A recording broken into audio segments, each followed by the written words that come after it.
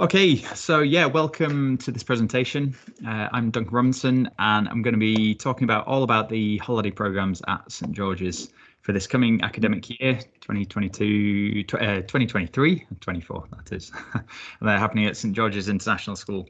So this is in association with Global Adventures, who run all the holiday programs at the school, and I'll be telling you all about it. So yeah, first, just a bit of background about myself. I'm the director of summer camps and holiday programs at St George's, and I've got about 20 years experience working in international schools. I used to work at La Rosée for about 7 years as head of expeditions.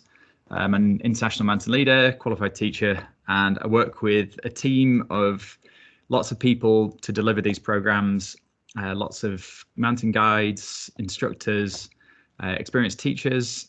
And our aim is to offer 5-star experiences for young people, which are worthwhile, educational, and enriching. So yeah, that's our aim.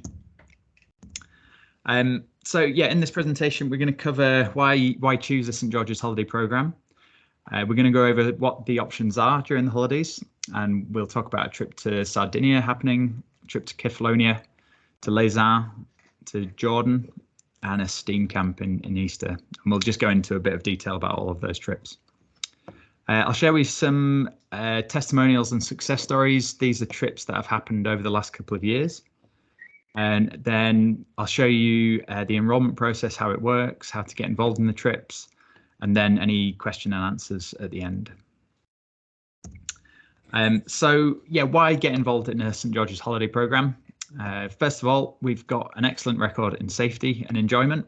We've been running these trips for a long time, actually, and we've got a really good record. The students have always really enjoyed the trips, always really enjoyed the camps. So yeah, we've got a great record with this. We've linked all the trips seamlessly with the St George's calendar. So as soon as the boarding staff leave on the Friday, my staff then take over, and then they lead the trip, usually taking a flight on the Saturday, going to their different locations, and they're with them for the whole trip, and then bring them back to have the changeover with the boarding staff. So it's all very well linked in with the St George's calendar. And one of the questions which comes up a lot of the time with parents is if they miss any school with the trips. And the answer is no. We make sure the trips happen just in the holiday time, and it's to sort of bridge the gap, especially for families who can't get their kids home for their holidays, that we offer trips which extend the whole of the break. We aim to make each of the programs worthwhile and enriching. We make sure that the programs complement the curriculum, so it adds to what the students are already studying. And then we give options for those who struggle to go home during the holidays. And this was particularly the case during COVID, and it's where these trips really picked up, where we had lots of people staying. So we decided to offer trips sort of locally to the school, but now we've really developed the program and we're taking trips all over the world, really. So it's yeah, it's really developed into a really nice program. We include St George's teachers in the program because they know the students very well. And we include house parents because they're residing with the students in the school. So it's great to involve them. They know them very well, and there's always a good link with them. All the information for these trips, it can be found at stgeorgesholidays.ch. And if you click the link to see all the programs, you can see what's being offered this year. And we'll go into a bit of detail on all of these, but yeah, all the information can be found on the website. And yeah, we'll get into a few details. So the first trip that's happening in October, that's the 20th to 29th. It's a trip to Sardinia. Sardinia is this island in the middle of the Mediterranean Sea, and students will fly there on the Saturday. They then go close to the beach and stay in a very nice hotel right on the beach. And it's a great place for water sports. So there's lots of water sports built in, like sea kayaking, like nice boat trips, like some snorkeling, some scuba diving for those who've got some experience, and lots of other things in the coast, lots of lovely places to explore. I've done a couple of sailing trips around Sardinia, and it's just a very beautiful place to go. The food's excellent, and there's lots to see, lots to do. So it's a really nice 9-day program for the boarders. Predominantly the boarders go on these trips, but it is open to day students, but yeah, predominantly we get the boarders. And yeah, like I say, really nice 9-day program in Sardinia. There's also another option for this time, the 20th to the 29th, during the October half term. And this is more aimed at the older students. So those doing the International Baccalaureate, they'll be needing to do a CAS project. So we included this trip to focus on a CAS project. And where this trip to Sardinia mostly focuses on ages 10 to 16, this focuses on trips 16 to 18 ages. So yeah, those who are studying the IB, this is a really good option. It's been quite popular so far, and we've got quite a lot signed up for this already. We've presented this to the students, and yeah, we're probably half full already for this trip. But the project is to go and work with a charity out there called Wildlife Sense. They have an amazing base in Kefalonia, and they focus on helping endangered sea turtles. So it's finding places where the sea turtles are breeding, making sure they're protected, and then there's some tracking done of when they hatch, that they can get down to the sea, that they're tracked and they know where those turtles are going. And then there's some exploration of local beaches, local areas, looking for sea turtles, and also some scuba diving as well for those who have got qualifications and some experience. And also some like an initiation for scuba diving for those who haven't. There's also a chance to explore around Athens on the way back, and it's it's a really worthwhile 9-day trip happening over the October half term for ages 16 to 18, and that's yeah, like I say, it's about half full so far. So if this is if your child wants to go on this, I recommend signing up as early as possible for this one. And then moving on to the camps organised over the Christmas holidays. And we have organised a ski camp, and that's happening from the 1st to 7th of January. It's happening in Les Uns, which is fairly close to the school. It's about an hour away, and students stay at this place. It's the central residence in Les Uns, very close to the slopes. It's a really, really nice hotel. It's a spa hotel, so there's yeah, nice place to relax in the evening. And there's ski instructors every day for any level, and there will be several different levels where the students can join. There's local excursions. This is Glacier 3000, where there'll be an excursion midweek to go and see this place, and it's yeah, it's a great place. It's really impressive. It's got the highest suspension bridge in Europe, and goes from peak to peak, and it's yeah, really, really cool place to go. There's also an evening activity program which involves lots of different things, lots of winter-based sports, ice skating, some rock climbing, and also there's luges in Les Uns, which is yeah, a really good experience. So that's happening, yeah, 1st to 7th of January, and we have about 30 places on this. So again, yeah, good to sign up early for all of these trips, and it just makes sure that there's a place available. Next trip is Jordan, and this is happening in February half term between the 16th and 25th. I've been really lucky to go to Jordan twice this year, and it's just an incredible country. And yeah, hope to go back lots more times. It's just phenomenal. It's like being on Mars, and these huge sandstone towers with these amazing carvings in. This is an area called Petra. It's a site of just incredible beauty and really, really impressive. So yeah, this is one of the places to go and see. Another place, the Dead Sea, which is very impressive. Lots of snorkeling, lots of diving, lots of wrecks to go and see. And yeah, really loads and things to go and see in Jordan. So yeah, it should be a really, really impressive trip. There's some great places to stay, and we'll be staying in several really nice hotels when across there, as well as heading to the desert and going to this place called Wadi Rum, where this is where I've done lots of rock climbing, and it's just an incredible place to stay. The stars in the sky are really clear, and it's yeah, really memorable experience in the desert. So that's, yeah, Jordan, 16th to the 25th of February. And we've got a few people signed up for this already. So again, it looks to be a popular trip. So good to sign up early. Then this is the last one I'm going to talk about this presentation, and this is a STEAM camp that's happening at St George's during the Easter holidays. So it's a 2-week camp organised for the boarders, but also day kids can come to this as well. And it's a full program where at the weekends there's lots of trips organised nearby. There's some excursions to CERN, to EPFL. And the whole focus is really around STEAM for students interested in science, technology, engineering, arts and maths. And they get a chance to do some virtual reality, do some game design, do lots of robotics.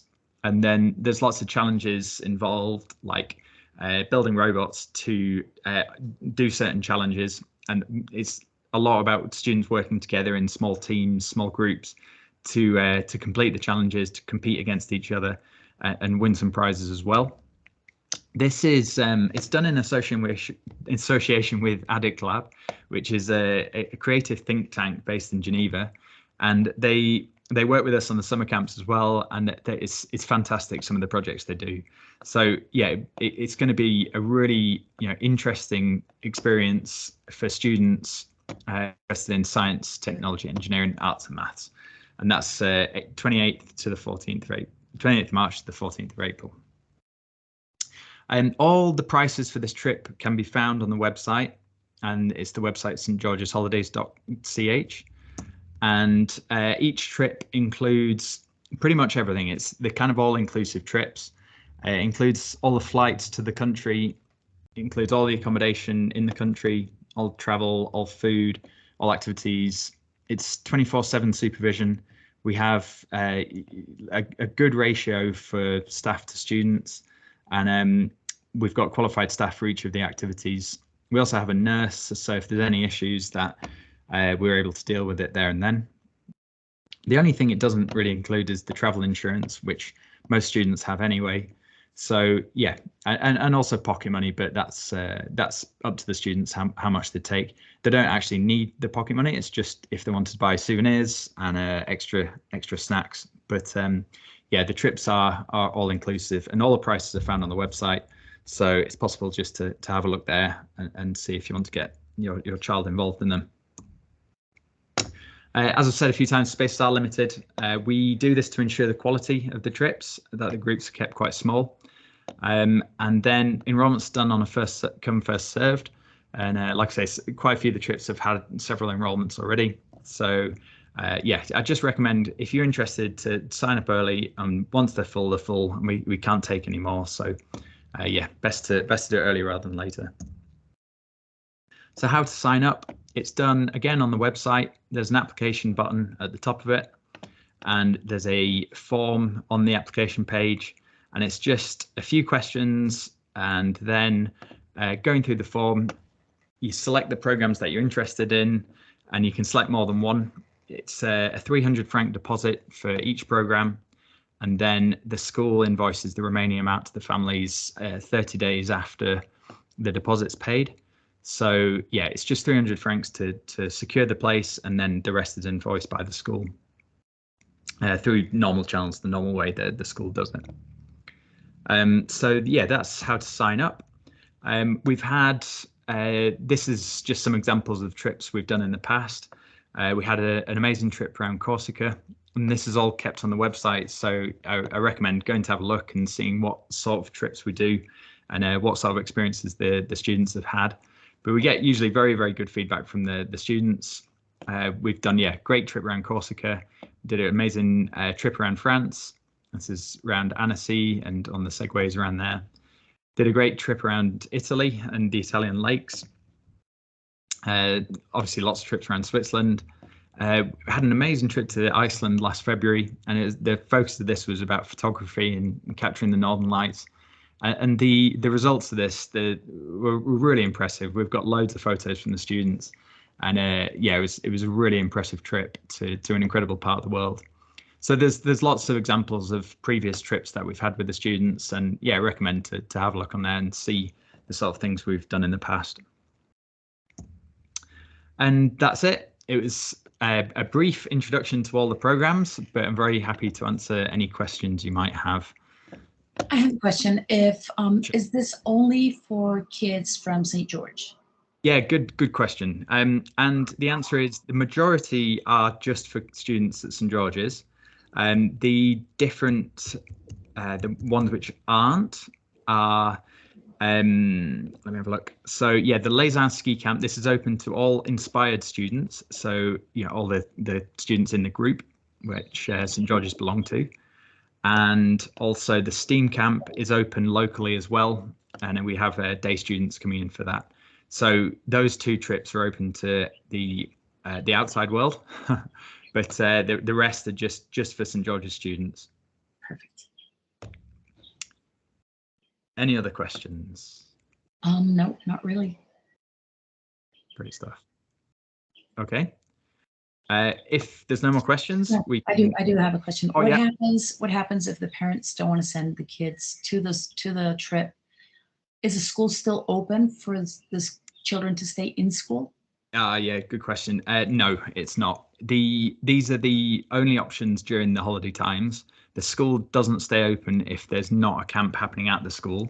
So for the STEAM camp, if they couldn't go home during the Easter holidays, it is open for the STEAM camp. So this holiday would be possible for students to stay in the school, because we'll open the boarding for the STEAM camp. However, the other holidays, the boarding's closed. So yeah, they would have to be on the trip. Otherwise, it's not possible to stay in the boarding house. Okay, so they would either go on the trip or the parents need to take them away, but the school is closed. Exactly. Yeah. Perfect. As far as special equipment that is needed for each trip, will the school be taking the kids shopping? Yeah, good questions. So we send out a brochure for each of the trips. Once the parents signed up for it, then we share the brochure, which has all the equipment needed. We then organise an opportunity for them to go to the shop to then advise what special kit they might need. For most of the trips, they have everything already, so there's not usually anything so specific. I'd say for the Jordan trip, there might be a few extra things that would be useful. And then, yeah, we organise a time for them to go to the shop and get hold of it. Okay, can you tell me like a typical day, let's say in Sardinia? Do you mix part of the academic program with what they're going to be looking at during the trip? So it depends on the focus of the trip. And Sardinia, I mean, there's the focus which has worked really well in the past has been all about photography, and learning about the culture and the history of the country. And Sardinia's got a really rich history. But having a photography focus has been a really nice one, because lots of the students are very interested in taking better photos, about how to use their phones better to take better photos and more interesting pictures. And we've included professional photographers on the program before to give that instruction and show them how to kind of frame the pictures and how to take better and the editing after as well. So depending on the focus, we'd structure the day that normally there'd be some instruction at the start of the day. There'd be a local place to go and visit, and they would set a theme. So it could be like a portrait day. So it would be going to a certain place, finding out about the place, and then taking portraits which kind of help show what they want to about that place, and sort of show the history of it. So so it would involve some instruction, it would involve a visit, and then it would involve lots of activity with some good food, and then usually an outdoor activity per day I think outdoor activity is so good in development of young people, and while you're there, we always go to places where there's lots of outdoor activities available. So So yeah, it's a typical day. It's quite hard to say a typical day, because it all depends on the where they are and what the focus is, and I guess we try and change it up so there is no typical day. It's all different. It's all new, and it's all interesting. Okay, one more question. Since you have kids from 10 years old to 17 years old, and I'm guessing the 17 years old are given a little way to go out, maybe to bar or coffee or whatever. how do you manage the hour curfew, or how do you manage the younger kids with the older kids? Yeah, it's a good question, and it's I mean, one thing they're used to it really in the boarding house to be that big difference in age, and you really get some sort of family atmosphere on the trips that you know the older students, they're used to being around the younger students, and they sort of take a big brotherly role on it, and it's really nice to see it. And obviously they want to have a bit more independence and a bit more authority to go out in the evenings more independently. And as long as parents consent to that, we're okay with it. We just insist that they go out in groups of 3, that they leave the mobile number with us, and then they respect the time to come back. And they like the extra independence, and it allows the younger students to go to bed earlier, and the older students to have a bit more of that independence. Perfect. What else? That's pretty much it. Yeah. Great. Well, yeah, I mean, we can leave it there. I really appreciate the questions. Appreciate you attending. And I will be sending the recording round to those who couldn't make it. Perfect. Thank you so much, Duncan. Yeah, pleasure. Thanks a lot, and see you soon. Cheers. Goodbye. Bye.